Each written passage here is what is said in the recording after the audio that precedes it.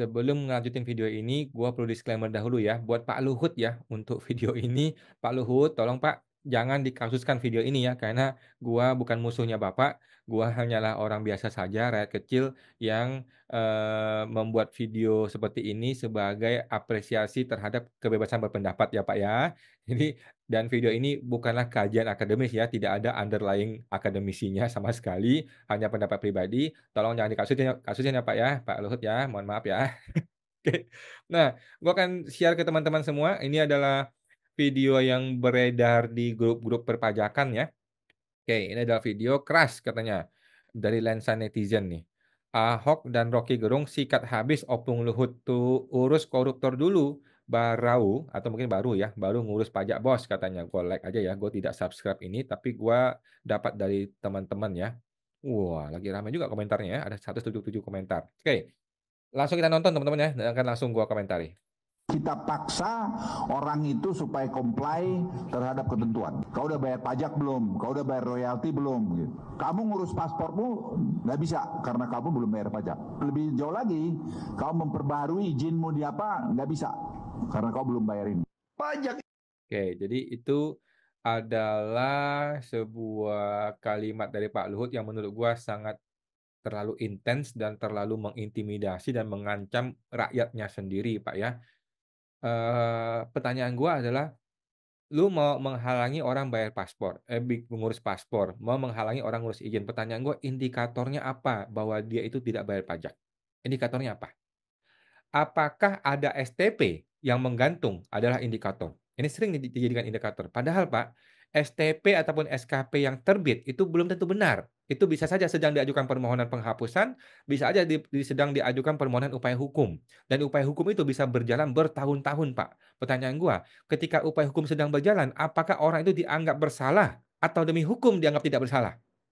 Di dalam hukum adalah ketika sebuah perkara sedang diproses hukum, orang itu harus dianggap tidak bersalah.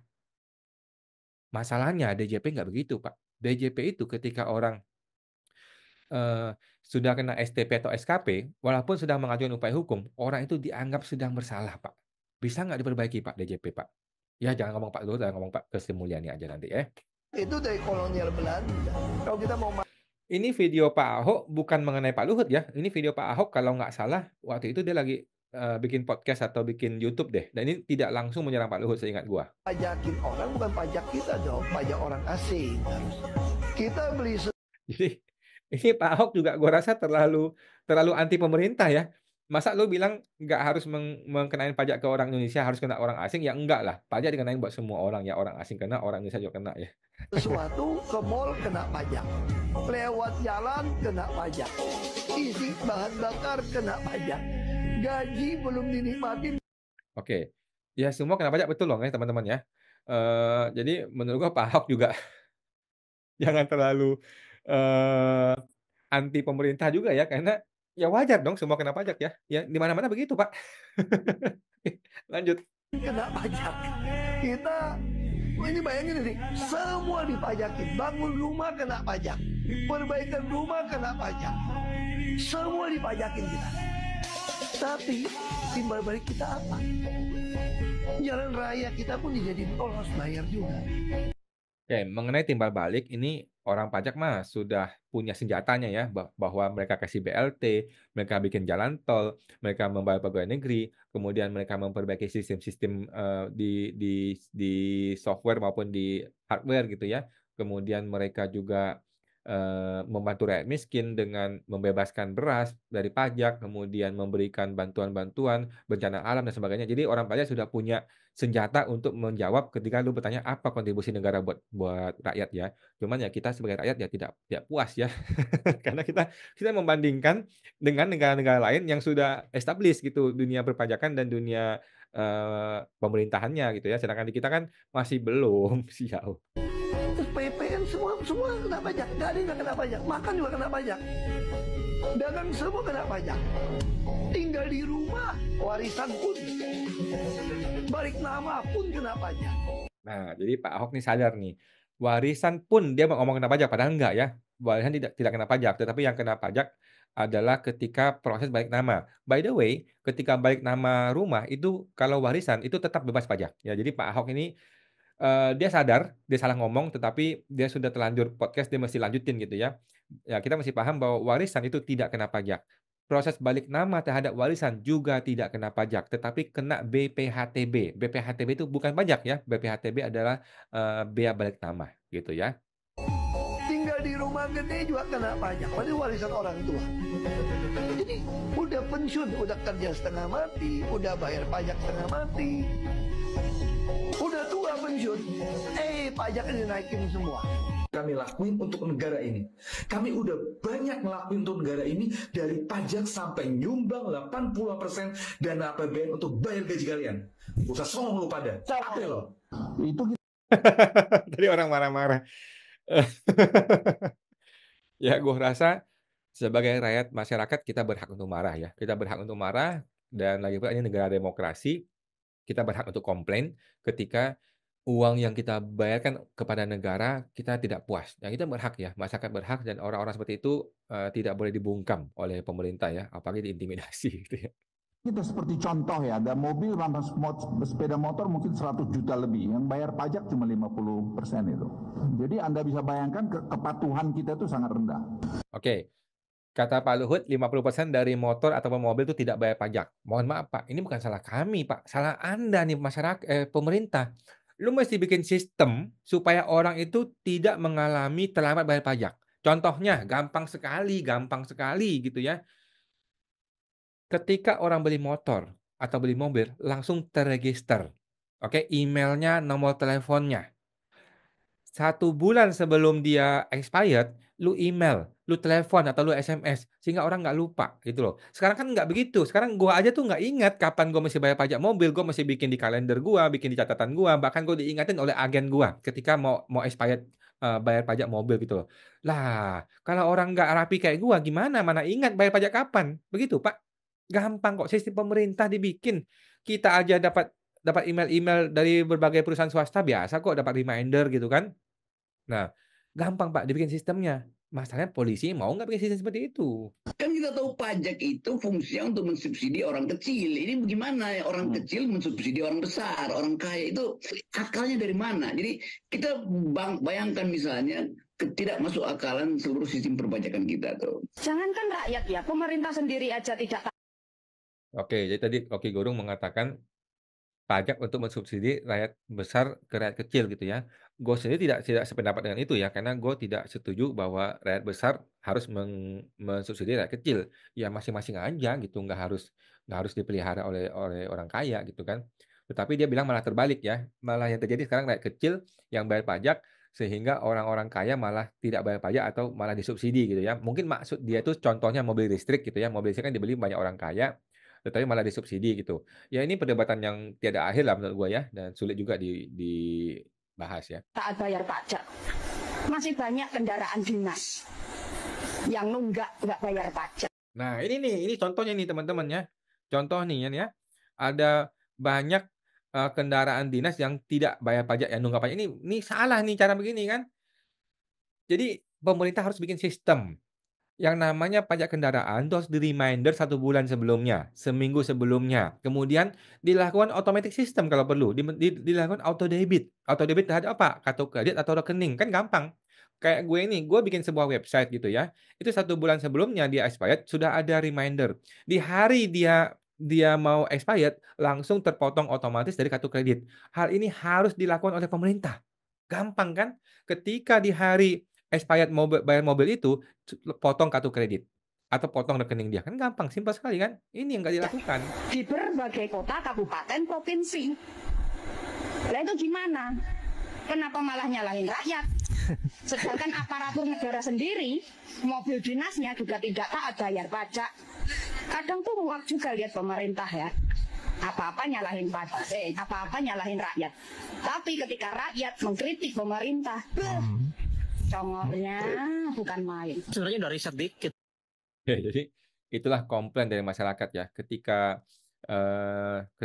lu nggak beres pemerintah, lu tinggal minta maaf. Kemudian kita ngapain? Ya kita hanya memaafkan. Tetapi kalau kita yang salah, paspornya diblokir, apa urusan-urusannya diblokir, nggak boleh ngapa-ngapain gitu kan. Kacau. Kita nggak boleh minta maaf. Enak bener minta maaf sebagai rakyat Jakarta ya. Sih soal Cortex ini plus minusnya gimana.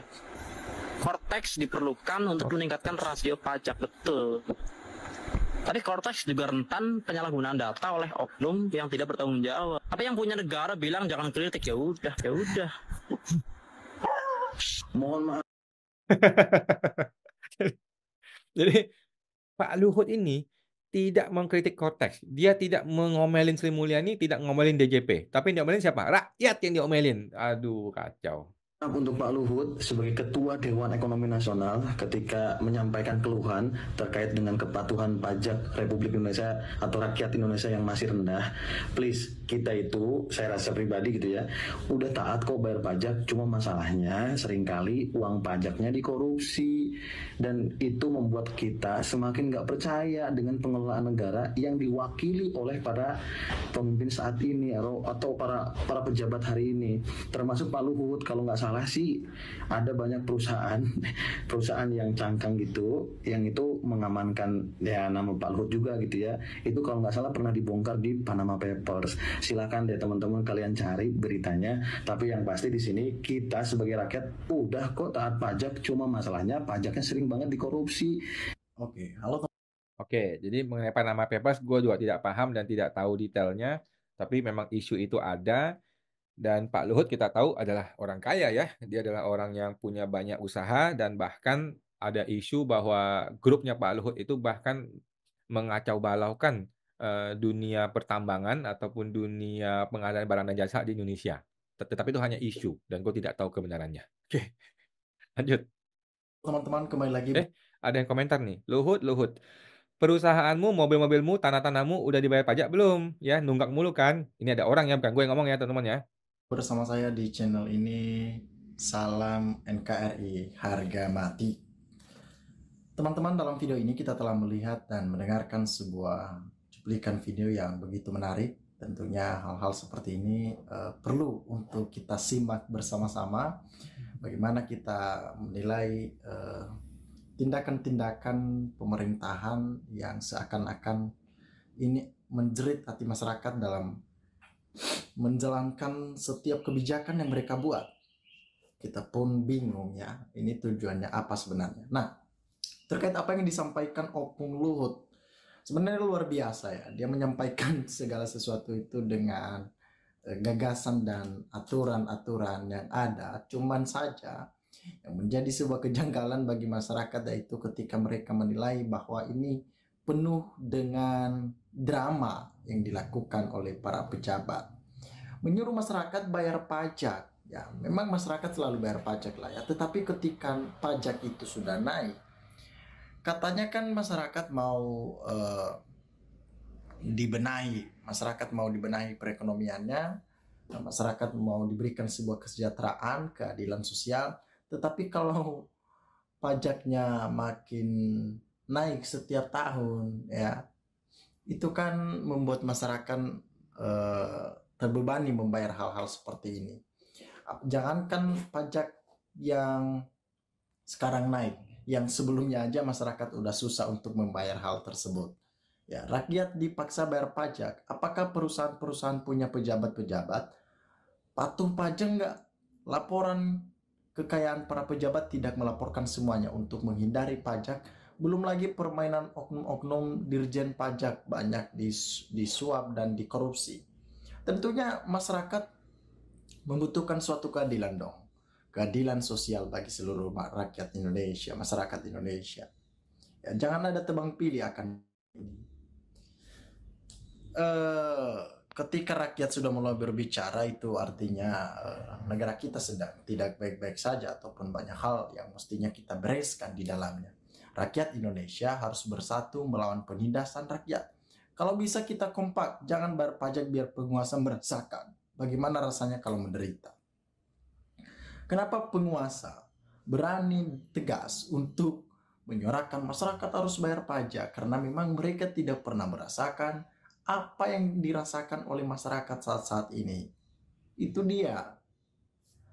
Ketika munculnya ya keputusan-keputusan yang dilakukan oleh para pihak-pihak terkait untuk menaikkan pajak, ya memang ada beberapa oknum, ya oknum apalagi partai politik yang memang menolak pajak ini naik. Tetapi ini kan sebenarnya hutang negara yang begitu mangkrak, makanya pajak ini dinaikkan sebenarnya supaya dapat melunasi hutang-hutang negara. Yang hutang kan negara, bukan masyarakat, toh yang makan duitnya begitu. Malah masyarakat yang bayar. Ini kan program-program yang tidak terrealisasikan dengan baik sehingga itu mangkrak program itu dan tentunya tidak jalan dengan sesuai dengan fungsinya. Makanya menjadi hutang begitu. Ya benar-benar deh kenaikan pajak diikuti kenaikan semua barang. Memang aturannya membuat orang kecil semakin menderita. Pensiunan bisa mati kelaparan, apalagi yang tidak punya pekerjaan tetap. Semakin banyak pengangguran, para pejabat membuat peraturan hanya untuk kepentingan sendiri dan menguntungkan usahanya. Kalau pensiun hanya 2 juta karena dikorupsi, jiwa-jiwa korupnya, apa yang mau dipakai untuk bayar pajak? Untuk makan saja, Senin Kamis tanggung jawabkan dosamu itu di hadapan. Jadi ini rakyat kecil ya, ini suara rakyat kecil ya. Bahkan tadi dia nggak ngerti jiwasraya. Dia nggak ngerti apa itu jiwasraya. Dia sama baca apa itu jiwa-jiwa. Dia nggak ngerti jiwasraya. Berarti dia rakyat kecil ya, saking kecilnya sampai nggak ngerti apa itu jiwasraya. Tetapi berani bikin konten seperti ini ya. Kita respect ya. Kita respect sama bapak ini siapapun namanya. Dengan segala keterbatasan, dengan muka yang culun begitu ya, tetapi dia berani mengungkapkan isi hatinya, berani mengungkapkan kritik kepada pemerintah. Kita respect orang-orang seperti ini harus terus dipertahankan, harus terus dibiarkan ya. Jangan sampai rakyat kecil membungkam suara kritis, akhirnya masa pemerintah menjadi tidak punya pengkritik, malah error ya. Tuhan. Ya. Untuk makan aja masyarakat udah susah, jadi jangankan bayar pajak begitu. Otaknya nempat dia di mana oknum yang ngomong-ngomong bahwa rakyat harus disiplin bayar pajak. Padahal fakta bicara bahwa negeri darurat korupsi kok nggak diberantas pelakunya, menyuruh-nyuruh rakyat yang bayar. Luhut atau penguasa jadilah panutan dan jangan banyak tuntutan. Pemerintahan kasihlah contoh yang baik biar rakyatnya taat begitu.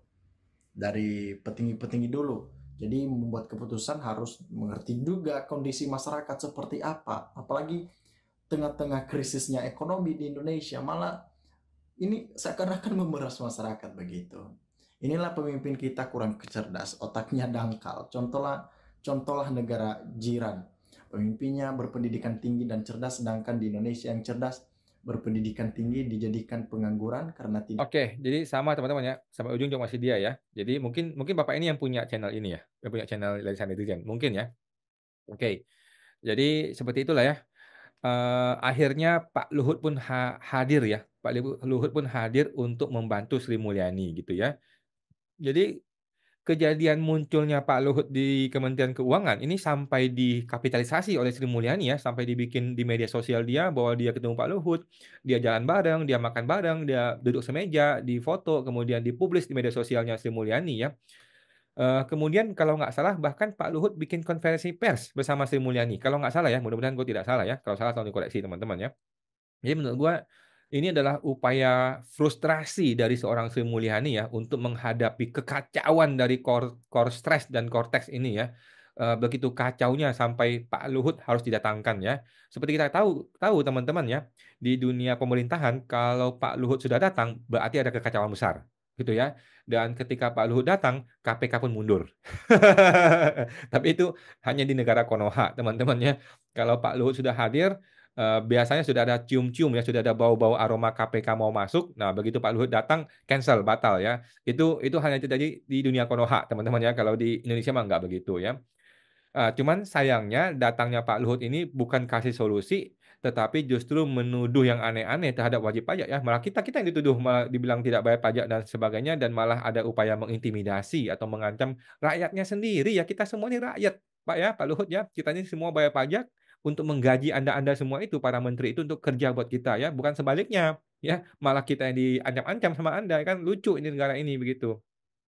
Oke, teman-teman itu ya. Jadi sejauh ini Pak Luhut seperti itu dan ya oke. Anyway ya kita sih sebenarnya hanya rakyat jelata ya, hanya manusia biasa, rakyat biasa, kita nggak bisa ngapa-ngapain ya. Kalau gua di kantor pusat DJP udah gue buang tuh semua orang-orang tim IT-nya ya, semua pemegang tender gue laporin ke KPK, lu masukin penjara semua. Termasuk Pak Dirjen gua laporin ke KPK. Tetapi tetapi ya seperti itulah negara ini ya, Sri Mulyani dan gengnya dia itu tidak akan mundur, mereka akan tetap melaksanakan konteks yang sampah ini dan rakyat jelata seperti kita ya hanya bisa bikin pengaduan, hanya bisa ngomel-ngomel di media sosial. Buktinya sampai hari ini nggak ada ya tuh yang menggugat ke pengadilan ya. Kalau di Amerika mah sudah digugat ke pengadilan lu, ya. Kalau bikin software sampah seperti ini. Ya sudah teman-teman ya, itu aja. Semoga teman-teman sampai jumpa lagi.